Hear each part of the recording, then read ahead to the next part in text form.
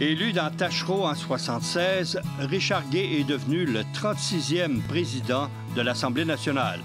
On lui doit une réforme parlementaire pour accroître le rôle du député et la révision des mesures de sécurité après la fusillade à l'Assemblée nationale.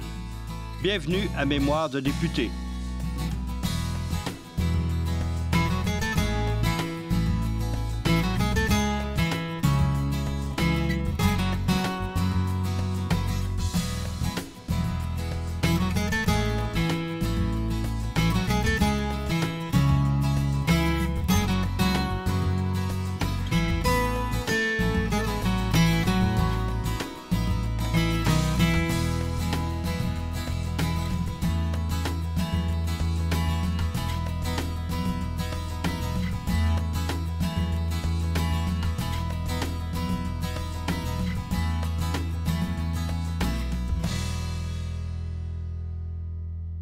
Bonjour, M. Gay. Bonjour, M. Morin. En 1985, M. Lévesque démissionne comme chef du gouvernement. Il y a une campagne au leadership qui s'engage. Vous êtes toujours député de Tachereau, mais président de la Chambre. Vous recommandez à votre association de comté, vos militants, d'appuyer Pierre-Marc Johnson. Les libéraux vous l'ont reproché parce que là, ça outrepassait votre neutralité. Vous n'étiez pas du même avis? Pas du tout. Pas du tout. Je demeurais député. Je demeurais député élu sous l'étiquette du Parti québécois. Si je me représentais, ça ne serait pas sous l'étiquette du Parti libéral, malgré le grand respect que j'ai pour eux et pour le parti. Ça serait évidemment, et ça a été effectivement, sous l'étiquette du Parti québécois. Le président, dans sa circonscription, continue à être actif politiquement. Il y a une certaine retenue, mais je vais consulter et... l'opinion était unanime. Oui, j'ai le devoir, j'ai le pouvoir, je peux faire une recommandation du genre aux membres du Parti québécois de ma circonscription. Les libéraux, à l'époque, sentaient venir, ils flairaient le pouvoir, là, puis il fallait que ça presse. Là. Il fallait que le gouvernement s'enlève du chemin le plus rapidement possible, donc on déclenche des élections. Alors, ils étaient même prêts à s'en prendre au président. C'est pas d'une très grande élégance, mais enfin... Est-ce que c'était délicat, comme député de comté et président de l'Assemblée nationale, de concilier les deux? Bien, normalement, il est censé y avoir une entente tacite, en vertu de laquelle, parce que le président est tenu à la neutralité et parce qu'il est tenu de présider l'Assemblée, s'il a des demandes faites dans des ministères concernant des choses dans sa circonscription électorale, qu'on lui facilite les choses. Ça, c'est l'entente qui est censée exister. Mais elle existe à Londres, elle existe à Ottawa. Ici, plus ou moins. Mais j'ai jamais eu de difficultés particulières du fait que j'étais président. Les choses dans ma circonscription se faisaient quand même comme elles se seraient faites autrement. Non, ça ne m'a pas posé de problème, mais ça pourrait... en fait, si on pousse la logique jusqu'au bout, si on demande au président d'être neutre et de ne pas assister au congrès de son parti, de ne pas assister au conseil, de ne pas assister au caucus, etc. Bon, très bien. On a même songé, en Angleterre, je pense que ça s'est fait, le speaker, quand il se représente dans sa circonscription, ou bien on ne présente pas de candidat contre lui, ou alors c'est purement pour la forme, mais on ne fait pas campagne. Bon. Ça ne s'est pas rendu jusqu'ici. Comme disait quelqu'un, le système parlementaire britannique a attrapé le mal de mer en cours de route. Et il y a des choses qui n'ont pas traversé l'Atlantique. Et ça, c'est un aspect qui n'a pas traversé l'Atlantique. Aux élections générales de 1985, c'était votre troisième mandat. Est-ce que vous avez hésité à vous représenter? Oui. Oui? Oui, j'avais pas mal fait le tour du jardin. Je sentais que des sondages indiquaient très clairement que le Parti québécois ne serait pas élu. C'était la marée descendante. J'avais envie de passer à autre chose. Finalement, je ne l'ai pas fait. Je me suis présenté malgré tout. Bien, ça n'a pas donné de brillants résultats. Vous sentiez venir la défaite? Ah, mon Dieu, écoutez, 15 jours avant, on avait fait un sondage maison dans ma circonscription. Et une fois qu'on avait tout décortiqué, c'était évident qu'on perdait dans Tachereau. C'était dû à ce qui s'était passé dans le secteur public? Il y avait de cela. Ben, il y avait le phénomène qu'au Québec, à tous les 8 ans, on aime bien changer de gouvernement, là, depuis la Révolution tranquille. Plus que 8 ans, c'est inhabituel. Bon. Donc, il y avait le phénomène de l'alternance qui jouait. Il y avait l'usure du pouvoir. Il y avait le fait que le deuxième mandat du Parti québécois n'avait pas été de tout repos parce qu'il y avait eu cette récession économique profonde, grave. Il y avait eu le débat constitutionnel et le rapatriement de la Constitution, qu'on avait là aussi perdu d'une certaine manière, mais qui était une conséquence du non-référendum de 1980. En fait, les choses, il ne faut pas dire que les choses avaient bien été pendant le deuxième mandat. Et les sondages le reflétaient. Et parmi les choses qui avaient mal été, il y avait évidemment le sort de la convention collective des fonctionnaires, où on n'avait pas fait preuve d'une grande doigté, pour dire le moins. Et bien, évidemment, les électeurs, les fonctionnaires qui sont électeurs à Québec, ils nous attendaient au détour. Et puis, bien, s'il est arrivé ce qu'on... Alors, 15 jours avant, je savais que j'allais perdre. Ça fait une assez drôle de campagne électorale quand vous savez que vous ne gagnerez pas. PQ dans Westmount, bien ça va de soi. Bon. Mais là, c'était une circonscription que nous avions, que j'aurais espéré conserver. 15 jours avant, vous savez que ça ne passera pas, mais vous devez continuer à faire campagne malgré tout, parce qu'il y a 2 personnes qui le savent, votre organisateur et vous. Mais évidemment, vous ne le dites pas. Et les militants, eux, qui continuent à travailler d'arrache-pied, ils s'attendent à ce que le député continue à faire du porte-à-porte, à aller visiter les clubs L'Âge d'Or, les tavernes, enfin, tous les endroits où... À faire campagne. À faire campagne, exactement. Le cœur y est moins, beaucoup moins. Et puis bon, alors le 2 décembre, effectivement, ce que les sondages nous indiquaient est arrivé. Est-ce que vous avez eu de la difficulté à retomber sur vos pieds? Oui, un peu. Je me suis fait dire par quelqu'un qui était d'ailleurs un ancien député lui-même, un libéral, mais qui était maintenant à Montréal dans le milieu des affaires, qui m'avait dit gentiment, c'est pas méchant, il ne voulait pas me dire ça bêtement, mais il dit, écoutez, la meilleure chose que je peux vous dire, c'est faites-vous oublier. Bien, ça va vous faire oublier, c'est pas comme si j'avais la lèpre. J'ai rien fait de mal, j'ai été député, j'ai été président de l'Assemblée nationale pour me faire oublier. Non. Quand vous vous présentez en quelque part, le fait d'avoir été député, c'est pas... on n'estime pas que ça a une valeur, une importance, que ça vous donne une expérience pertinente à un emploi. Pas plus que président de l'Assemblée. Alors, finalement, de fil en aiguille, j'ai commencé à me demander, bon, ben, je fais quoi? C'était pas évident. Et, bon, on me dit toujours, ben, tablez sur vos forces. Miser sur vos forces. Alors, je faisais quoi comme président de l'Assemblée? J'arbitrais entre les formations politiques. Je dis, bon, ben, et comme j'avais une formation en droit, j'étais avocat, je dis, bon, ben, je vais me mettre à faire de l'arbitrage en relation de travail. Et ça prend un certain temps, mais à partir du moment où la roue tourne, ben, elle tourne de plus en plus, de mieux en mieux. C'est juste d'entrer dans l'engrenage. Ça prend un peu de temps. Ça prend un peu de temps, oui, parce qu'évidemment, les premières fois, on me disait, bien, oui, c'est intéressant. Avez-vous rendu des décisions? Bien, j'ai dit, non, je n'ai pas encore rendu de décision parce que je n'ai pas encore eu de mandat. Pas de mandat, pas de décision, pas de décision, pas de mandat. Bon. À partir du moment où vous finissez par en avoir un ou quelques-uns, vous vous rendez des décisions, et à partir de ce moment-là, bien là, vous en avez des décisions à montrer, voilà. Je suis capable de rendre des décisions arbitrales sous le sens. Et puis, bon, petit à petit, bien, comme je vous dis, la roue se met à tourner de mieux en mieux. Et ça allait très bien jusqu'à ce que en 1995, le gouvernement de M. Parizeau me propose de devenir délégué général du Québec à Londres. Ça, c'est intéressant. Ah, ben oui. Mais est-ce que c'était l'année du référendum? Est-ce que vous avez donné un mandat spécifique? Oh, c'est pas nécessaire. C'est clair. Écoutez, je suis arrivé le 1er août, le référendum a eu lieu le 30 octobre, si ma mémoire est bonne. Bon, ça laisse pas grand temps pour... Mais ce qui se produisait ici, la montée du oui, la perspective que Louis pourrait peut-être l'emporter avait des répercussions ailleurs. Et à Londres, les 10 derniers jours, c'était un feu roulant de médias, de la radio à la télévision, la presse écrite, et toujours on demandait des entrevues, des débats, etc. C'était fort intéressant. J'ai beaucoup aimé ça. Mais ça, c'était assez court parce que finalement, le 1er novembre, bon, ben, on fait quoi? Mais les Britanniques, est-ce qu'ils étaient plus curieux qu'intéressés ou vice-versa à ce qui se passait ici?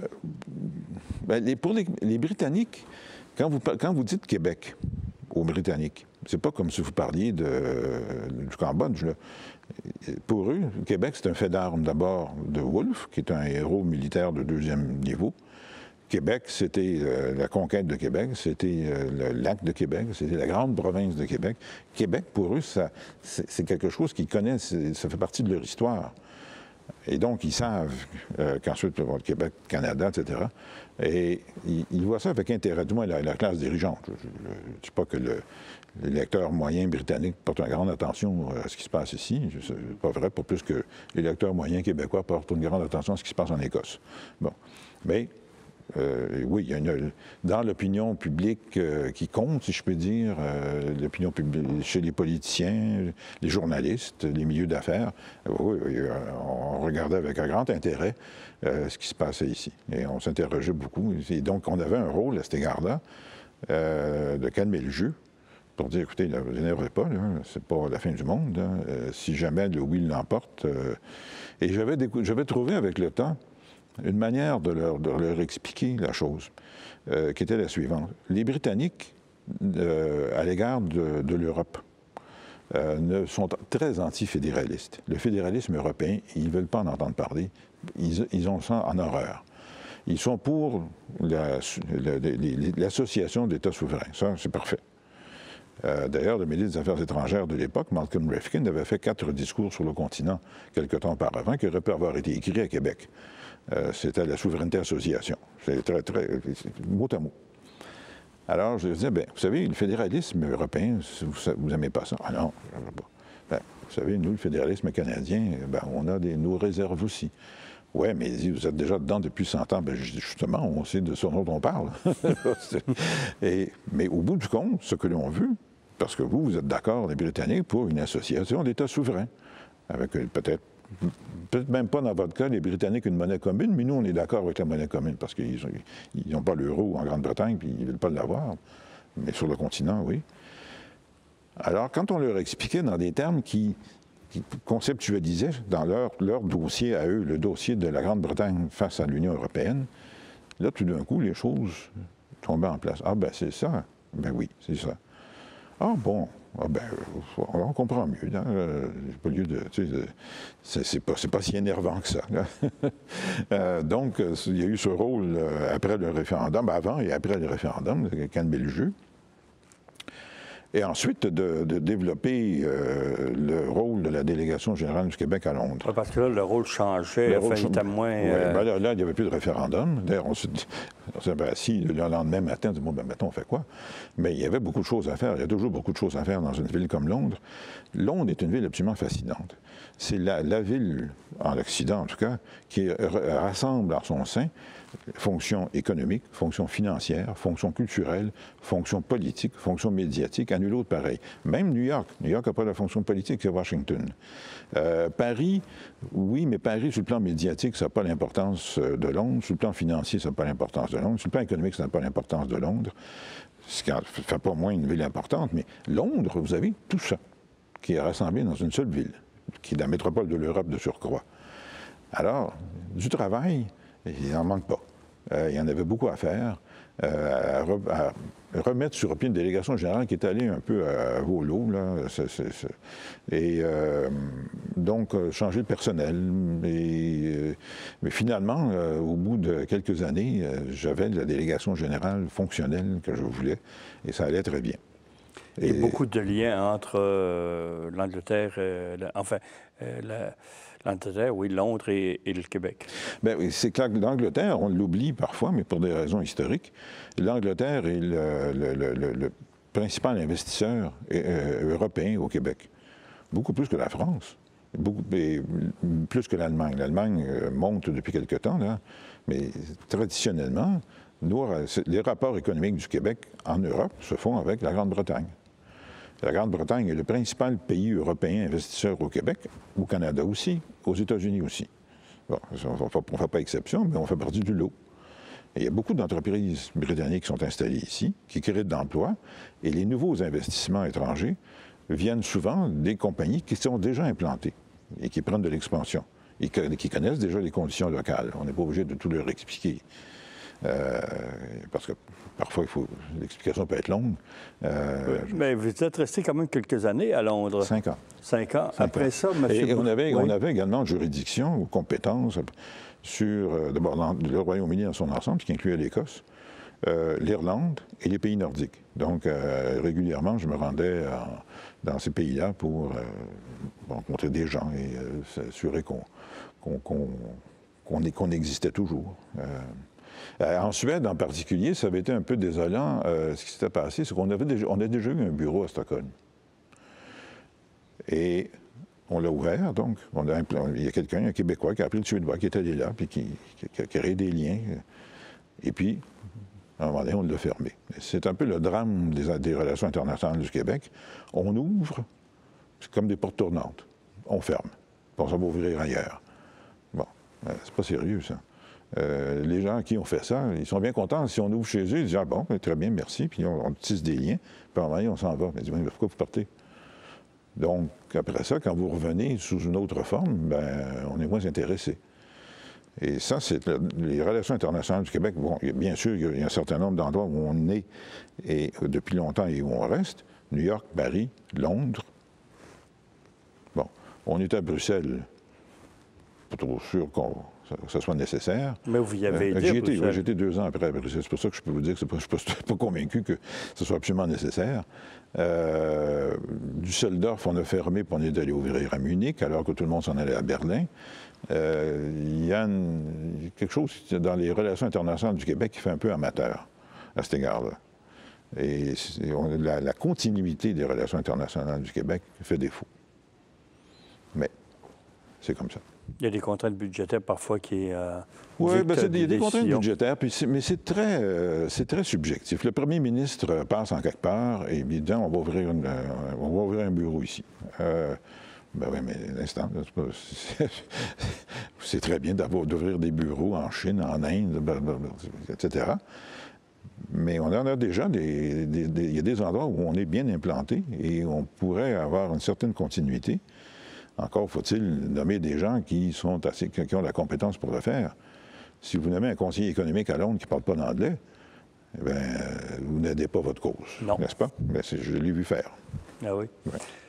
À Bruxelles, c'est M. Bouchard qui vous a nommé à Bruxelles, après vos années à Londres. Ouais. Il m'a renommé à Londres, parce que mon mandat initial à Londres, c'était 3 ans.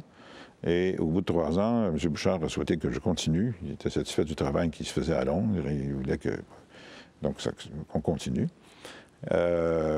Et au bout de 5 ans, pour des raisons que j'ignore, ça n'a jamais été tout à fait clair, son ami de Belleval rentrait de Bruxelles et il fallait donc nommer un délégué général à Bruxelles et on m'a approché pour me dire est-ce que je voulais aller à Bruxelles? Sur le coup, je dis non, je ne tente absolument pas d'aller à Bruxelles, ça va bien ici. La délégation générale fonctionne à plein régime, avec du monde compétent. Pourquoi vous voulez que je m'en aille? Ah non, justement, c'est parce qu'il trouve que tu as bien fait ça qu'il faut que tu ailles à Bruxelles. Mais je avais un successeur, parce que la catastrophe pour une délégation générale, c'est que le poste de délégué général soit vacant pendant trop longtemps. Oui, t'en fais pas, on a un successeur. Bon. Sauf qu'une fois que j'ai accepté d'aller à Bruxelles, le successeur pressenti, il a décidé qu'il ne devait pas. Alors, le poste de délégué général à Londres était vacant pendant 1 an. C'est une catastrophe de laisser un poste de délégué général, où que ce soit, vacant pendant 1 an. D'abord, le pays où la délégation générale est implantée prend note du grand intérêt qu'on a à son endroit. On n'est même pas foutu de trouver un délégué général pendant 1 an. Et puis, pour le fonctionnement de la délégation générale, elle fonctionne sur le pilote automatique pendant 1 an. Elle ne prend pas d'initiative. Elle ne fait rien qui vaille. C'est ça qui est arrivé. Alors, tout le travail qui avait été fait à Londres, d'une certaine manière, a été un peu perdu parce qu'on n'avait pas de successeur. À ce compte-là, on a aussi bien de me laisser là. Et j'y serais resté bien volontiers, plutôt que de m'envoyer à Bruxelles, où je ne tenais pas à aller, où je suis allé un peu à reculons, et où finalement, j'ai trouvé qu'après Londres, parce qu'à Bruxelles, au fond... Et le Parlement européen. Ben voilà, c'est ça. C'est-à-dire que l'intuition que l'on avait à Bruxelles, c'était qu'il fallait développer des liens avec les institutions européennes. Parce que la Belgique, bon. Mais les institutions européennes, c'est bien, mais quand on est une région de l'Amérique du Nord, ce qui est notre cas, et qu'on cogne à la porte des institutions européennes, les institutions européennes, à l'époque, étaient très préoccupées par à la fois l'approfondissement de l'Union et l'élargissement de l'Union, auquel s'ajoutait le problème des régions européennes. La Catalogne, l'Écosse, bon, il y en avait un certain nombre. Les Länder allemands, ainsi de suite. Bon. Alors, quand les gens des institutions européennes pensaient Amérique du Nord, ils pensaient États-Unis. L'ambassadeur du Canada auprès de l'Union européenne m'avait dit, moi-même, j'ai de la difficulté à brandir le drapeau pour attirer leur attention. Amérique du Nord, États-Unis. Pour le reste, bon, on a assez de problèmes, achalez-nous pas. Alors, quand vous êtes une région en Amérique du Nord qui venait cogner à la porte, qu'est-ce que vous avez à leur dire? Parce que si vous n'avez rien à leur dire, il vaut mieux ne pas les cogner. Si vous leur faites perdre leur temps une fois, vous ne leur faites pas perdre leur temps une deuxième fois, ils ne vous recevront plus. Qu'est-ce qu'on avait à dire, nous, comme région, à l'Union européenne, aux institutions européennes? C'était pas très clair. Bon, on a développé des liens avec les autres régions, bien, mais c'est peut-être pas nécessaire d'être à Bruxelles pour ça. Après Bruxelles, vous vous êtes retiré complètement de la politique. Est-ce qu'il y avait une raison? Est-ce que vous aviez songé en cours de route à faire un retour? Non. Il y avait été question d'un retour en 89, donc avant d'aller en Europe. Et j'avais renoncé. L'idée de recommencer à faire du porte-à-porte du bureau de comté... ça ne vous passionnait pas? Absolument pas. J'avais donné et je n'avais plus l'intention de faire ça. Et quand je suis revenu de Bruxelles, je suis retourné à la pratique de l'arbitrage en relation de travail. Et j'ai pas pensé, pas du tout, depuis mon retour d'Europe, à me présenter et à revenir en politique, pas du tout. J'observe des choses, je regarde aller les choses. Je fais partie maintenant des gens d'un certain âge. Il faut laisser la place aux jeunes, paraît-il. Quelle réflexion vous retenez de votre carrière politique active et carrière diplomatique par la suite? Bien, je vous disais à un moment donné qu'un métier dont je m'ennuyais, c'était celui de journaliste. Parce que ça, j'avais bien aimé et j'avais la nostalgie de ce métier que j'ai toujours beaucoup aimé. De diplomate aussi, mais à Londres. Parce que j'ai beaucoup aimé. J'ai travaillé très fort à Londres, très fort. Mais ça donnait des résultats. Et c'était une ville passionnante pour ça. Et puis une ville qui offre toutes les possibilités. Il s'agit que le Québec sache comment les utiliser pour faire sa promotion. Bruxelles, paire de manches. Donc, je conserve de la diplomatie, mais à Londres, un souvenir, c'était les fonctions que j'ai le mieux aimées dans ma carrière, journaliste, président de l'Assemblée, délégué général à Londres.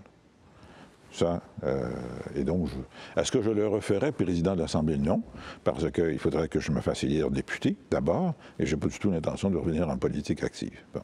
Comme député, considériez-vous que vous aviez un réel pouvoir d'influence à une étape ou une autre? Non. Non.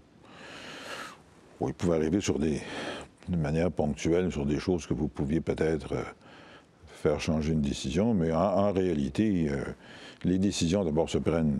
le pouvoir n'est pas là. Le pouvoir n'est pas... Les députés n'ont pas le pouvoir. Les ministres, des ministres, pas tous les ministres, des ministres ont du pouvoir. L'entourage de certains ministres ont du pouvoir. L'entourage du premier ministre, bien sûr, le premier ministre. Et donc le pouvoir, c'est à géométrie variable, dépendant des gouvernements, dépendant des personnes. Il y a des gens dans l'entourage des ministres qui ont eu vraiment beaucoup de pouvoir, alors que les députés,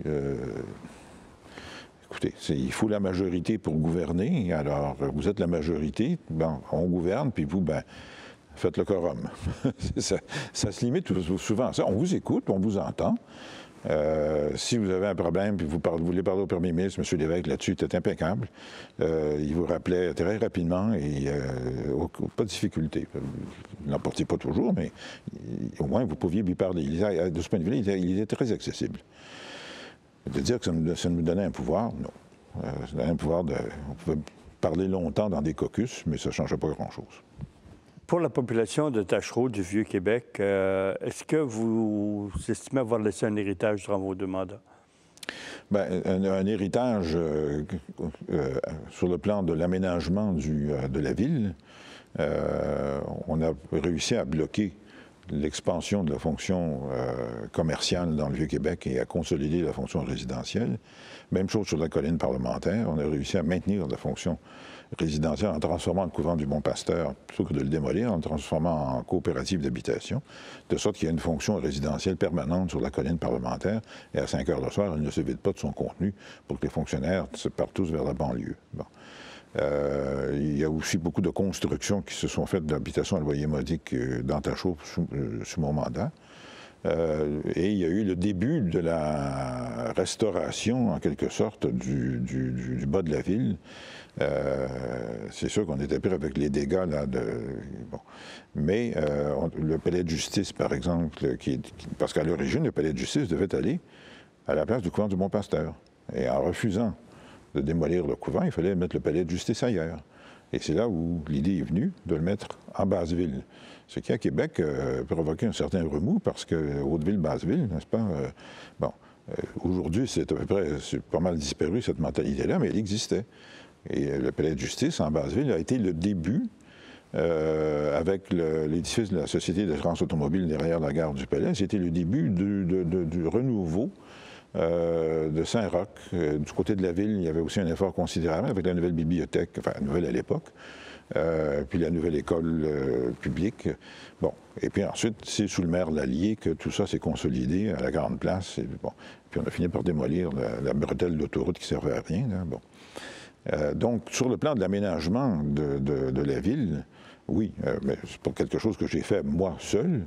Je l'ai fait parce que ça correspondait au désir des citoyens, de mes commettants, mais je l'ai fait néanmoins, et j'ai joué un rôle à cet égard. Et puis, ici, l'Hôtel du Parlement, si l'Hôtel du Parlement aujourd'hui a l'allure qu'il a, c'est parce que j'ai voulu lui redonner sa splendeur d'antan, tout en modernisant les lieux et en les rendant fonctionnels. Et je suis très fier du résultat de ce que l'on a fait ici au Parlement pendant ces années-là. Et on peut le voir d'ailleurs visuellement.